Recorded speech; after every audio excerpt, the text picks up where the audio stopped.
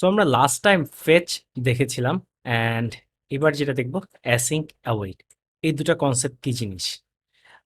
Well, সেটা শুরু করার আগে আমি জাস্ট এক জিনিস বলে নেই যে উইন্ডোর ফেচ যে মেথডটা সেটা অ্যাসিঙ্ক্রোনাস, দ্যাট ইজ সে কিন্তু এটাকে ওয়েব এপিআইতে পাঠিয়ে দেয়, সে তার কাজ করে, বাট ততক্ষণ জাভাস্ক্রিপ্টকে ব্লক করে রাখে না। আমি যদি একবার দেখাই আপনাদের, দেখেন কনসোলটা পরে হলো, কনসোলটা কিন্তু আগে হয়ে গেছে। উইন্ডোর আবার সব ফাংশনই যে অ্যাসিঙ্ক্রোনাস তা কিন্তু না। যেমন আমরা উইন্ডোর অ্যালার্ট যেটা উইন্ডো ডট অ্যালার্ট, সেটা কিন্তু অ্যাসিঙ্ক্রোনাস না, বা সেটা কিন্তু ব্লকিং, জাভাস্ক্রিপ্টকে ব্লক করে রাখে। সো আমি জাস্ট এইটা একটু মনে করিয়ে দিলাম যে উইন্ডোর সব ফাংশন অ্যাসিঙ্ক্রোনাস না, কিছু কিছু ফাংশন অ্যাসিঙ্ক্রোনাস। সো ফেচ নিয়ে আমরা যেটা দেখছিলাম যে এটাকে ভেঙে দেন দিয়ে অ্যান্ড দেন আরেকটা দেন, তারপরে এসে আমি ক্যাচ বা যেটা দেই কোনো একটা এরর ধরার জন্য।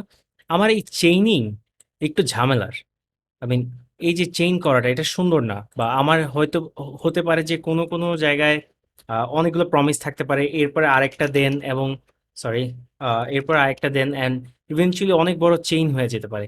এই জিনিসটাকে যদি আরেকটু সুন্দর করে লেখা যায়, সেই কাজটাই আহ, দিন শেষে ফেচ কিন্তু একটা promise.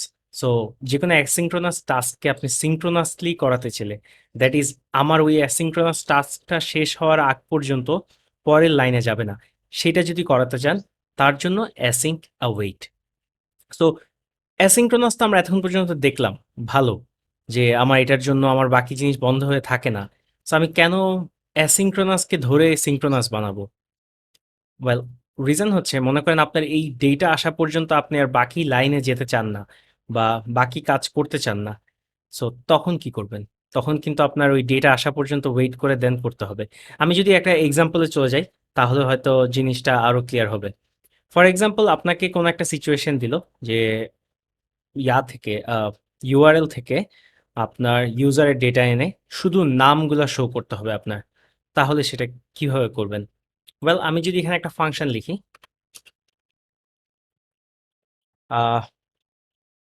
Print user names only.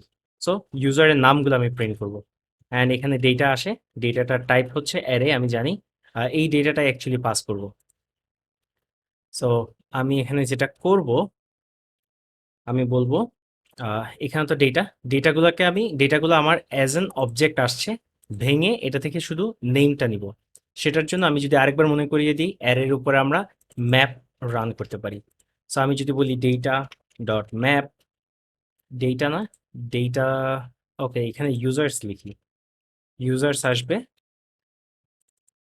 So users dot map, এটা একটা কলব্যাক নেয় অ্যান্ড কলব্যাকটাতে আমি প্রতিটা ইউজারের প্রতিটা অবজেক্টের উপরে একবার করে ইটারেট করবে। সো প্রতিটা অবজেক্ট মানে এক একটা ইউজার, ইউজারের উপরে এক একবার ইটারেট করবে অ্যান্ড দেন আমি রিটার্ন করব সিম্পলি এই ইউজারগুলো থেকে এক একটা অবজেক্ট থেকে ডট নেম প্রপার্টিটা, ডট নেম। অ্যান্ড আমি বলেছি এই টোটাল জিনিসটা আমাকে টোটাল একটা নতুন অ্যারে দিবে। আমি যদি আরেকটা লিখি কনস্ট্যান্ট নেমস ইকুয়ালস টু এইটা, অ্যান্ড আমি যদি এবার বলি console dot log names. So আমার ইউজারের ডেটা আসার পরে আমি এই কাজটা করব। সো আমি সিম্পলি এখানে বলে দিব print user names only and এখানে ডেটা পাস করে দেবো। আমি কনসোলটা আপাতত অফ করে দিই অ্যান্ড হ্যালোটাও অফ করে দিই। সো এগেন কি হচ্ছে, আমার স্ক্রিপ্টটা রান হওয়া শুরু হওয়ার সাথে সাথেই ফেচ রান হলো অ্যান্ড ফেচ রান হওয়ার পরে ফেচের যখন ডেটা আসছে পারফেক্টলি, সে প্রিন্ট ইউজার নেমস অনলি এই ফাংশনটা কল দিল। এই ফাংশনটা ইউজার অ্যারেটা নেয়, অ্যারেটা নিয়ে সেটাকে ইটারেট করে ম্যাপ দিয়ে, আসলে সবগুলো অবজেক্টে ইটারেট করে সেটার নেমগুলো নেয় শুধু। আমি যদি রিলোড করি অ্যান্ড আপনি দেখতে পাচ্ছেন আমি শুধু নেমগুলো পাইলাম। ওয়েল, এইটাকে আমরা একটু শর্ট করতে পারি, যেহেতু এই জাস্ট একটা স্টেটমেন্ট রিটার্ন করছি। আমি এইটুকু সেকেন্ড ব্র্যাকেট কেটে দিয়ে সেটা এই লাইনেই লিখে দিতে পারি। সো ইয়েস, অ্যারো অ্যারো সাইনের পরে জাস্ট এটা দিলেই এটার মানে হচ্ছে এটা রিটার্ন করে। এগেইন জাস্ট একটা স্টেটমেন্ট যখন আমি রিটার্ন করি, আর একটা প্যারামিটার যদি থাকে তাও আমি এই ব্র্যাকেটটা না দিলেও চলবে। তো সেম এই জিনিসটা আবার সেম ভাবে কাজ করবে। সো এখন দেখেন আমার কনসোলটা কিন্তু করতে হবে আমার ইউজার আসার পরে। এইজন্য আমি এই ফাংশনটা এখানে কল দিলাম। অ্যাসিঙ্ক অ্যাওয়েট এই জিনিসগুলাকে আরেকটু সুন্দরভাবে করতে দেয়। আহ, আমি যদি আপনাকে দেখাই, বা হতে পারে এই জিনিসটা একটা বাটন ক্লিকও হতে পারে, তখন আপনার এই কাজটা করতে হবে। ফেচ চালিয়ে ডেটা আনতে হবে, ডেটা এনে দেন এই কাজটা করতে হবে। সো তখন আপনি যেটা করবেন, আমি যদি এই ফেচটা পুরোটা আরেকটা ফাংশনের ভেতরে নিয়ে যাই, fetch, sorry, function gate user data, and এই ফাংশনটা থেকে কল দিলেই এই ফেচের কাজটা করে। সো আমি যদি এটা না রান করাই, এটা কাজ করবে না। সো আমি যদি এইটা এখানে দেই, অ্যান্ড তখনই মাত্র ফেচ হবে, এবং ফেচ হলেই সে সাথে এই ফাংশনটাকেও কল দিবে, অ্যান্ড এই ফাংশনটাকে কল দিলে এইটা প্রিন্ট হবে। আর কিছু না, সিম্পল। বাট এই জিনিসটাকে যদি আরেকটু সুন্দর ওয়েতে, বা এই অ্যাওয়েট গুলাকে এভাবে দেন দেন দেন এভাবে দিয়ে আমি আসলে আরো একটু ক্লিয়ার যদি কোড লিখতে চাই, তখন কি করব? তখন আসলে আমি অ্যাসিঙ্ক অ্যাওয়েট বা অ্যাসিঙ্ক্রোনাস জিনিসকে সিঙ্ক্রোনাসলি কাজ করানোর জন্য আমি সিম্পলি এই লাইনটা যদি আপনারা একটু পড়ে নেন, await can only be applied inside async function. So await, জাভাস্ক্রিপ্টে await একটা কিওয়ার্ড, async একটা কিওয়ার্ড। সো await কে আপনি শুধু কোনো একটা async ফাংশনের ভেতরে ইউজ করতে পারবেন। সো এই ফাংশনটাকে, এইটাকে যদি আমি async await দিয়ে করি, তাহলে দেখেন কত সুন্দর হয়। আমার ফেচ এখানে করছে। সো সো আমি সিম্পলি যেটা করব, ফেচ এইটুকু রেখে দিই, অ্যান্ড আমি এখানে বলবো কনস্ট্যান্ট রেসপন্স ইকুয়ালস টু এইটা, অ্যান্ড তার আগে একটা অ্যাওয়েট দিয়ে দিব। সো অ্যাওয়েট দেওয়ার মানে হচ্ছে এই লাইনটা, এইটার এই প্রমিসটা ইদার রিজলভ হোক অথবা রিজেক্ট হোক, তার আগে নেক্সট লাইনে আসবে না। সো আমি রেসপন্স পাইলাম, এখন রেসপন্স থেকে আমি ডেটা বের করব। আমি জানি রেসপন্স নিজে আরেকটা প্রমিস। সো আমি কনস্ট্যান্ট ডেটা ইকুয়ালস টু, আমি আবার বলবো await response dot Jason. Response dot Jason যখন বলছি, সেটা নিজে আরেকটা প্রমিস, এবং আমি অ্যাওয়েট দিয়ে যেন নেক্সট লাইনে না যায় সেটা থামিয়ে রাখছি। এখন আমার হাতে পুরো ডেটা আছে, একদম এক্স্যাক্টলি। আমি যদি দেখাই আপনাকে, কনসোল ডট লগ ডেটা, আমি যদি এখানে কনসোল করি, কনসোল ডট লগ ডেটা করি, আমি করতে পারবো। ওয়েল, আমি যদি শুধু এটাকে কল দেই, গেট ইউজার ডেটা, ও, দুবার লিখে ফেলেছি। বাই দ্য ওয়ে, আমি এরর খাবো, কারণ আমি বলেছি অ্যাওয়েট কোনো অ্যাসিঙ্ক ফাংশনের বাইরে আমি ইউজ করতে পারবো না। সো তার জন্য এই ফাংশনটার আগে আরেকটা কিওয়ার্ড দিতে হয়, অ্যাসিঙ্ক। সো আমি বলে দিচ্ছি এই ফাংশনটা একটা অ্যাসিঙ্ক্রোনাস ফাংশন। সো এইটুকু আপাতত চিন্তা করবেন না, এটা ব্লক, এটার সাথে কোনো কাজ নেই। আমি, দেখেন কত সুন্দরভাবে ক্লিনার কোড লিখে আমি এই কাজটা করতে পারছি। গেট ইউজার ডেটা, আমি যখন কল দিচ্ছি সে ইউজার ডেটা নিয়ে আসছে, অ্যান্ড ডেটাকে নিয়ে আমি চাইলে এখানে হচ্ছে এই কাজটা করে ফেলতে পারবো। এই যে ইউজার ডেটাটা ম্যাপ যদি বলি আমি,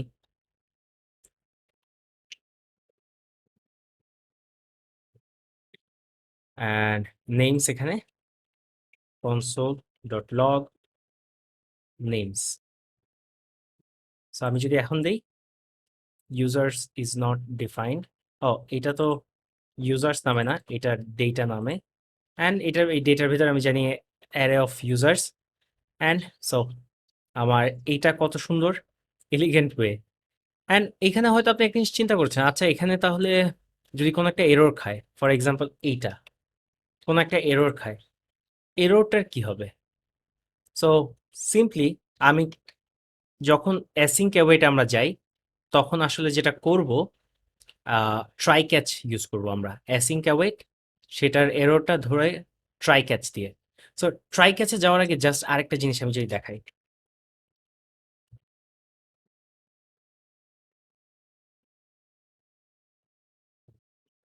এইটুকু কাজ কিন্তু অ্যাসিঙ্ক্রোনাস। আমি ফাংশনটাকে বলে দিয়েছি এইটা অ্যাসিঙ্ক। সো এইটুকু কাজ অ্যাসিঙ্ক্রোনাস, হ্যালো আগে প্রিন্ট হবে। সো ওকে, ট্রাই ক্যাচে ব্যাক করি। সো আপনারা হয়তো চিন্তা করছেন, আমি তো যখন দেন ইউজ করেছি তখন ক্যাচ ইউজ করেছি, যদি আমার এখানে কোনো একটা এরর হয়, আমি এইটা ধরি, যদি কোনো একটা এরর হয় তখন আমি এটা এইখানে কিভাবে ধরবো, যখন অ্যাওয়েট এই এইভাবে আমরা যখন ইউজ করব, ওয়েল এইটার জন্য যেটা করা হয়, এইখানে আমরা ট্রাই ক্যাচ, যখন অ্যাসিঙ্ক অ্যাওয়েট ইউজ করব তখন আমরা ট্রাই ক্যাচ ইউজ করব। ট্রাই, আমি বলছি যে এইটুকু পার্ট রান করার জন্য ট্রাই করো, অ্যান্ড যদি ফেল করে ক্যাচ। বাই দ্য ওয়ে, আমি ট্রাই দিয়ে যদি ক্যাচ না দিই সেটাও কিন্তু একটা এরর খাবে। ট্রাই এর সাথে অবশ্যই ক্যাচ থাকতেই হবে, অ্যান্ড এররটা এখানে রিসিভ করবে, অ্যান্ড আমি console dot log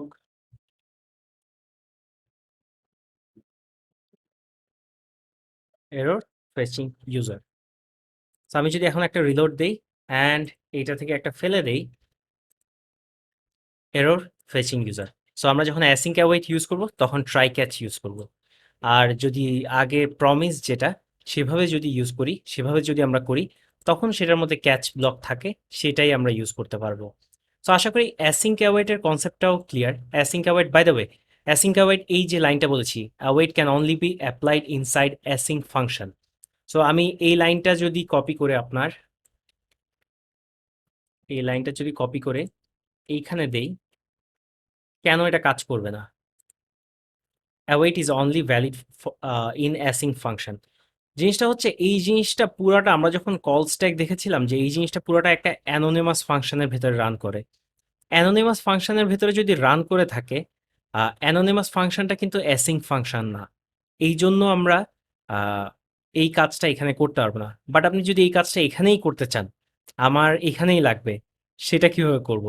well, simple.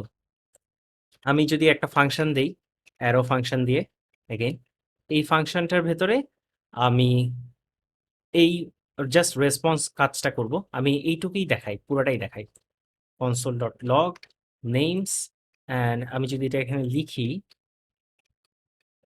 And একটু লেফটে নিয়ে যাই, ওয়েল, সো এটা আমার একটা ফাংশন। এগেইন এই ফাংশনটা আমি স্টিল সেম এরর খাবো। সো তার জন্য এটা একটা অ্যানোনিমাস ফাংশন যেটার কোনো নাম নাই, এটাকে একটা অ্যাসিং বলে দিব।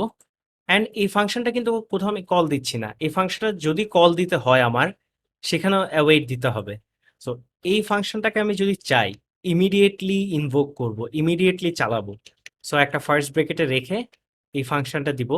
স্টিল ফাংশনটা একটা কনটেক্সটে আছে বাট রান করেনি। সো ইমিডিয়েটলি ইনভোক করার জন্য জাস্ট লাস্টে একটা আমি ফার্স্ট ব্র্যাকেট ওপেনিং ক্লোজিং, এটা মেবি ফেইল্ড হোল্ডার।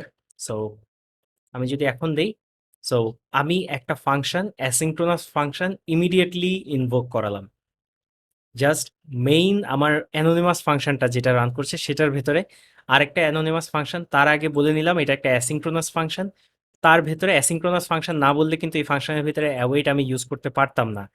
অ্যান্ড সেটা যেহেতু বাইরে আমি ইউজ করতে পারবো না, বা বাইরে ইউজ করেছি কিভাবে সেটা আমি দেখিয়েছি, বাইরে ইউজ করলেও সেটা অ্যাসিঙ্ক্রোনাসই থাকে, অ্যান্ড আমি ইমিডিয়েটলিও ইনভোক করে আপনাদের দেখিয়েছি। সো আশা করি অ্যাসিঙ্ক অ্যাওয়েট এই কনসেপ্টটা ক্লিয়ার। সবাইকে ধন্যবাদ।